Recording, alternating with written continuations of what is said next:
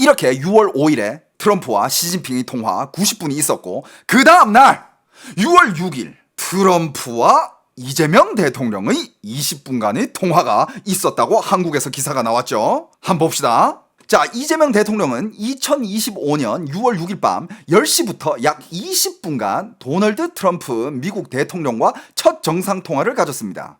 이 통화는 이재명 대통령 취임 이후 처음으로 이루어진 것으로 양국 정상은 한미동맹의 중요성을 재확인하고 다양한 현안에 대해 의견을 나누었다.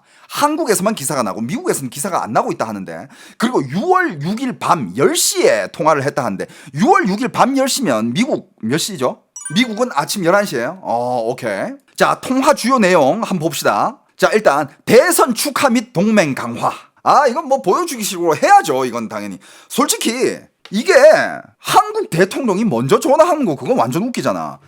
제가 당선됐습니다. 축하해 주시죠. 이 뭐 말 같지도 않지. 이거는 트럼프가 먼저 전화한 게 맞아.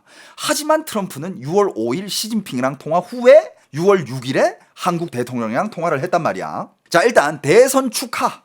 이재명 대통령의 뭐 이렇게 대선 승리를 축하한다, 이 메시지를 전했고, 그 다음에 관세 협의 조속 추진, 요것도 빨리 이루어지길, 양국 정상은 한미 간 관세 협의에 대해 양국이 모두 만족할 수 있는 합의를 조속히 이루도록 노력하기로 했으며, 이를 위해 실무 협상에서 가시적인 성과가 나오도록 독려하기로 했다. 그 다음에 또 한 게 있습니다. 방미 초청 및 조기 회담 추진. 트럼프 대통령이 이재명 대통령을 미국으로 초청했으며, 이재명 대통령은 한미가 특별한 동맹으로서 자주 만나 협의하기를 바란다고 회답했다. 이런 이야기도 있고, 그 다음에 개인적 경험 공유 및 친밀감 형성. 여기에는 두 정상은 각자의 암살 위협 경험과 야 잠깐만. 이게 저는 이걸 이재명 대통령의 강점이라고 생각하는데, 어떻게 됐든 간에 트럼프도 암살을 당해봤고 이재명도 암살을 당해봤잖아. 이거는 솔직히 남자들끼리의 굉장히 끈끈한 연결고리가 될 수 있거든. 실제로 될 수 있어. 이런 걸 얘기 나누면서 친민감을 이렇게 쌓아가는 거, 나 이거 좋다고 봐. 공감대 형성. 그 다음에 뭐 이제 골프 얘기도 했다고 하고, 그 다음에 뭐 어려움을 이겨내며 강력한 리더십이 나온다는데 공감을 서로 했다라고 합니다. 그 다음 뭐 골프 얘기도 하고 라운딩을 같이 갖자고 하면서. 자, 이거는 이제 기사로 나온 거. 이것도 이제 기사로 나온 거. 그 의미를 좀 봐야 될 거 아니야. 자, 왜 시진핑과 통화를 한 다음에야 한국이랑 통화를 했느냐. 얼마든지 일찍 축하 메시지를 보낼 수 있었는데. 자, 까놓고 얘기하면 이거는 한국에 보내는 일종의 메시지입니다. 만약에 지금 정권의 뭐 참모진들이나 지금 외교관들이나 뭐 같이 일하는 사람들이 이 신호도 못 읽는다면 걔네들은 정치할 자격이 없는 애들이야. 근데 당연히 그분들 훌륭한 분들이잖아. 그리고 국민들이 선택한 대통령이고 정권이잖아요. 다 알아챘을 거야. 다 알아챘을 거라고 전 믿고 얘기하겠습니다. 어떤 신호냐? 트럼프가 당연히 이런 얘기를 대놓고 하진 않겠죠. 하지만 어제 시진핑이랑 통화가 끝났잖아. 그리고 이런저런 일들이 있었잖아요. 그냥 메시지는 이거예요. 봤지? 지금 중국이 미국한테 얼떻게 꿇는 거 봤지? 너 지금 많은 말 안 할게. 봤을 거라 믿어. 이 메시지가 무조건 들어가 있습니다. 이 메시지가 무조건 들어가고 있고, 그러니까 아직 코리아 패싱이라 하기에는 일러요. 왜냐? 한국도 이 지정학적으로 미국한테는 굉장히 중요한 나라고 중요한 동맹인데 바로 패싱을 하기에는 좀 그렇고, 그리고 패싱을 하기 전에 어떻게 보면 새로운 정권에 대해서 이 살짝 이제 경고를 하면서 이제 살살 탐색을 하는 거지. 경고를 하는 데 있어가지고 어제의 시진핑과의 통화만큼 센 게 없어요. 어제 그 통화 한 통으로 지금 중국 다 꿇었다. 너 봤지? 너 그 시진핑 중국이랑 굉장히 친하게 지낸다는 그 대통령이라며 뭐 약간 이런 메시지가 있지 않을까. 하지만 뭐 이번 또 정권은 이재명 대통령은 절대 친중이 아니다, 실리주의자다라고 얘기했으니까 지켜봐야죠. 그죠? 자, 시진핑과 통화 후에 이재명 대통령과 통화한 거기에는 여러 가지 신호가 있는데, 그 중에서 한미 동맹 경시로도 해석을 할 수 있는 신호입니다. 다 경고예요.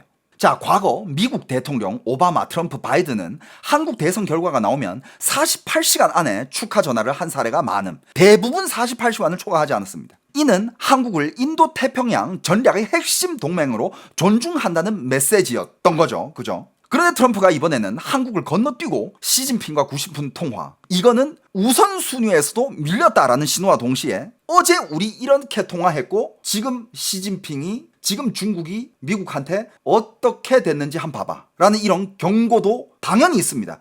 당연히 다 알고 있을 거야. 높으신 분들은 훌륭한 분들이시잖아. 다 알고 있을 거야. 그리고 이게 있습니다. 이재명 정부에 대한 불신이 있습니다. 무조건 있어요. 트럼프는 걔는 우파예요. 자, 그러니까 보수죠, 보수. 이재명은 진보 성향이고 과거 사드 반대, 대중 유화적 발언 등이 많이 있었죠.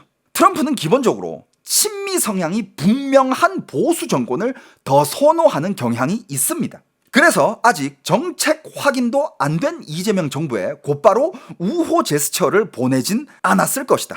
그래서 시진핑이랑 먼저 통화를 하고 일단 보여줬어. 중국은 지금 우리한테 이렇게 꿇었다. 한국, 너 진보 정권이라며. 너 어떻게 할 거야? 보여주는 거예요, 그냥. 경고와 함께. 전화에는 그냥, 골프, 빨리, 축하하고. 근데 이 얘기에는 그것만 있을까?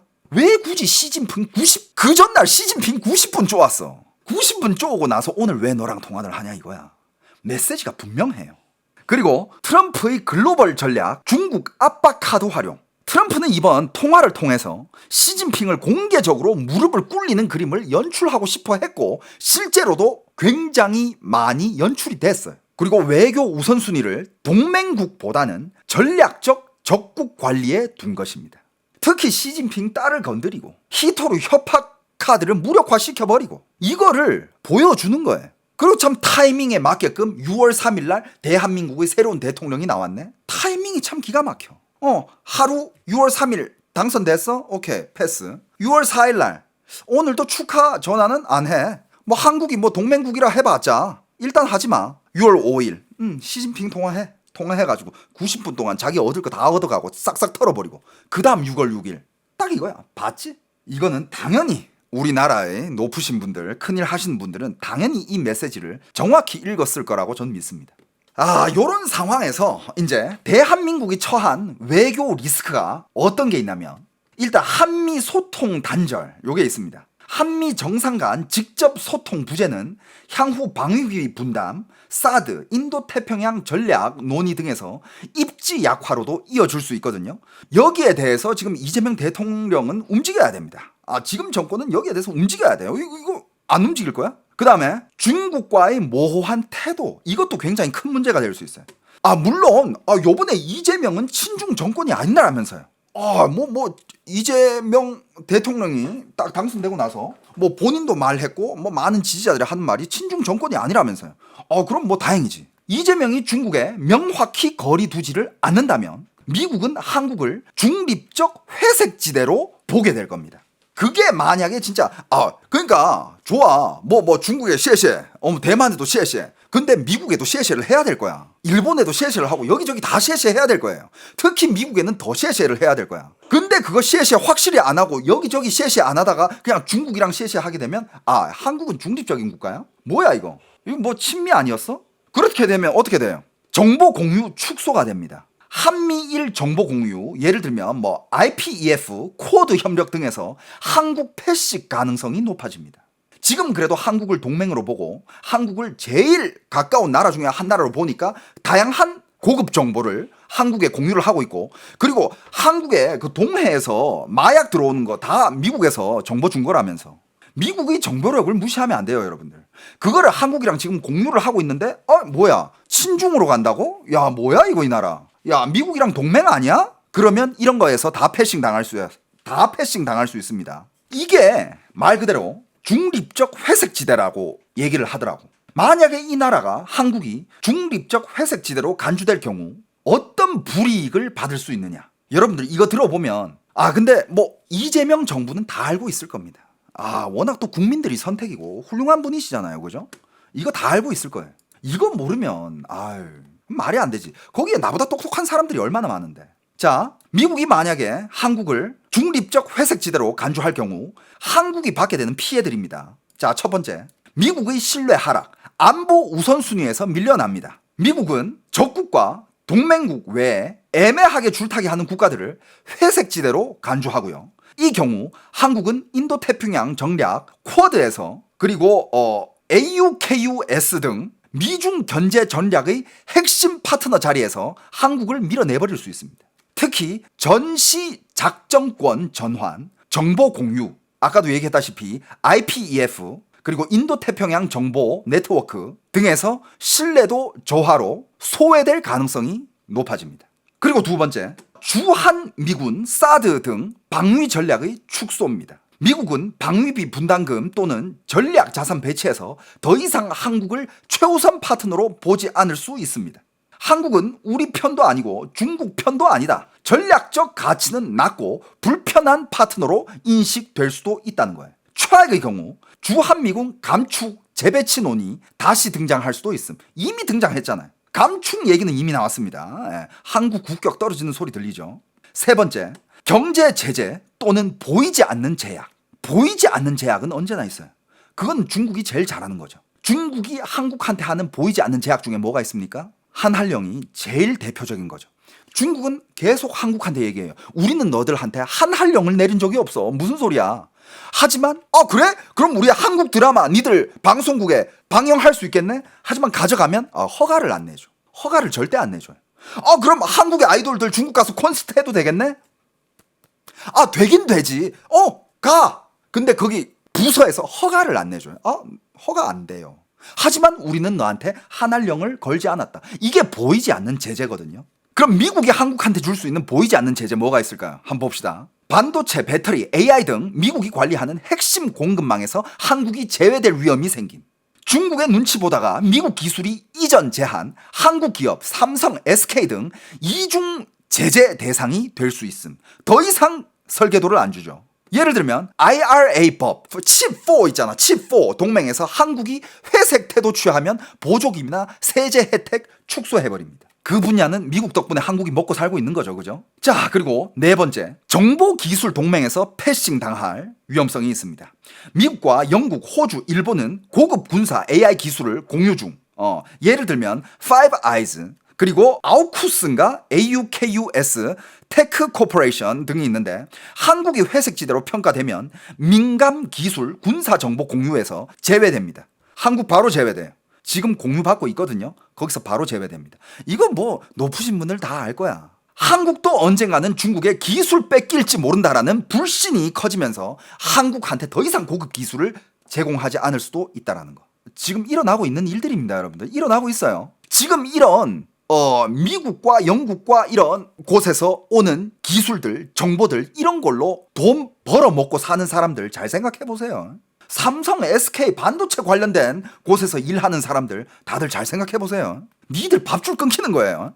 자, 다섯 번째, 국제 외교 무대에서의 위상 하락. 자, UN, G7 초청 등에서 신뢰 국가가 아니라 눈치 국가로 취급될 수 있습니다. 여러분들 G7에 초청 받았다고 에헤헤 좋아 헤헤헤 야 역시 좋아하지 마세요. 진짜 대우를 해준 나라인지 아니면 눈칫밥을 먹이는 나라인지 그건 가봐야 아는 겁니다.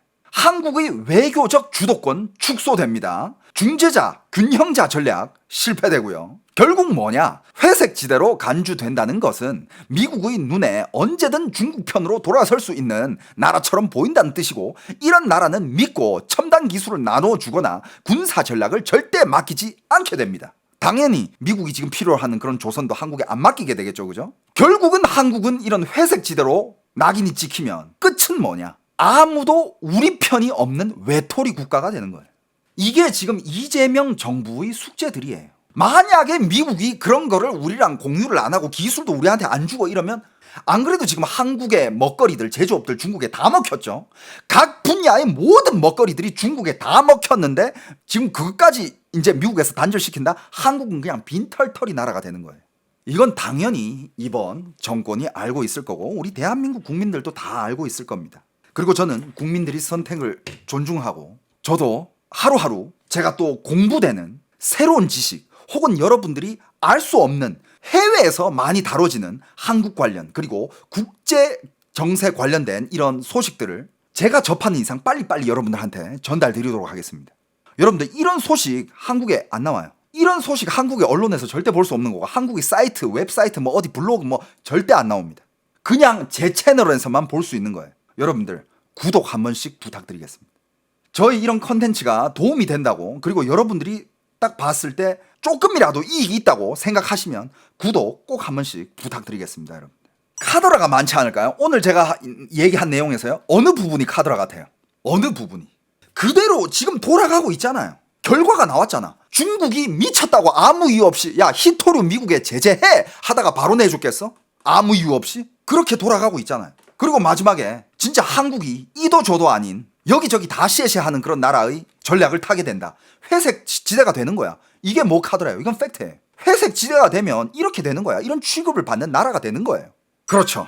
지금 한국이 가려고 하는 노선은 딱 그거죠. 안미 경중. 하지만 트럼프는 지금 그걸 원하지 않고 있어요. 안미 경중을 하겠다. 어떻게 보면 한국의 입장은 그건데. 그리고 뭐 이재명 대통령도 한 얘기가 실리주의다. 근데 지금 트럼프는 그걸 원하지 않아요. 과연 대한민국의 미래는 어떻게 될까요? 그리고 지금 이재명 정권은 어떤 선택을 할까요? 이거는 온 국민이 다 같이 지켜봐야 되는 거죠. 중국이랑 잘 지내면 한국에 뭐가 좋아요? 진심 궁금해요. 중국산 식재료들 싸게 먹을 수 있어요. 그 화학약품 덩어리, 발암물질 덩어리인 그 중국 식재료들 있잖아요. 그 싸게 먹을 수 있습니다. 예. 중국산 마늘 알죠? 1년을 놔둬도 썩지 않는 그 마늘 싸게 먹을 수 있습니다. 트럼프가 하버드 치던 이유가 있었는데, 그러니까 왜 쓸데없이 하버드랑 이렇게 막 데뷔브레즈님 별풍선 10개 감사합니다. 그러니까 이제서야 그 퍼즐들이 다 맞춰진 거야. 이거는 트럼프 정부의 빌드업이었던 거예요.